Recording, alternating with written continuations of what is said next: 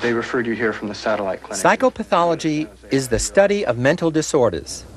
A mental disorder is defined as a clinically significant behavioral or psychological syndrome or pattern that occurs in an individual and that is typically associated with either a painful symptom or impairment in one or more important areas of functioning. What's the extent of such disorders? Several long-term studies reveal that about 1 out of every 5 Americans, 20%, suffer from some form of recently diagnosed mental disorder. That's tens of millions of people in the United States alone. You're not going nowhere at all. And these statistics may underestimate the problem. Mental health specialists are trained to make these kinds of judgments.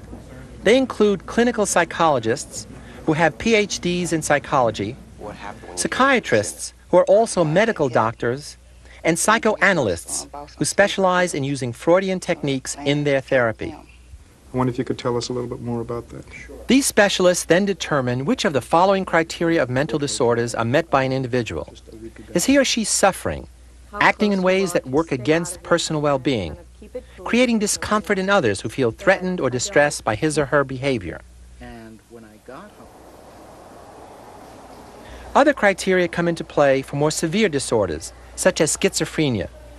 Does the person act or talk irrationally, behave unpredictably from situation to situation? Is his or her appearance or actions extremely unconventional? The key here is a matter of degree, how much and how often a person's behavior matches these criteria. We need to classify mental illnesses for several very practical reasons. First, and most importantly, because knowing what type of disorder a person has helps us to plan an appropriate treatment. Second, for legal reasons, the courts may use psychiatric diagnosis to assess whether a person is competent to stand trial or to manage an estate. Third, for research purposes, to study different aspects of psychopathology and to evaluate treatments. And fourth, for economic reasons, to provide payments by insurance companies and health plans for certified cases of mental disorders. Of course, madness has been a part of the human condition from the very beginning. Prehistoric skulls, like this one, have been found with holes drilled into them. Some experts believe that these holes were a primitive attempt to release demons from within the brain. Until recently, the mentally disordered were perceived almost as animals, to be tortured, chained, and exhibited to a curious public, or lumped together with society's other problems, the poor and the criminal. Not until the 18th century were people with psychological problems finally seen as sick.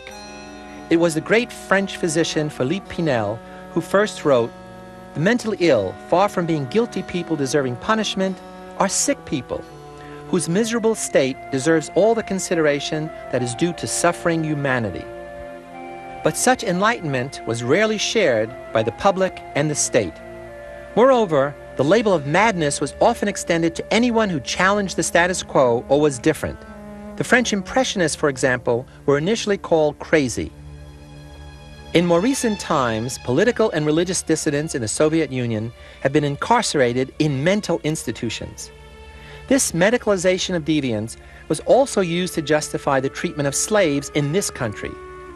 Blacks were said to suffer from a sensory disease that made them insensitive to pain when being punished. And it was also claimed that they suffered from a strange new disease, drapetomania, the obsession to seek freedom.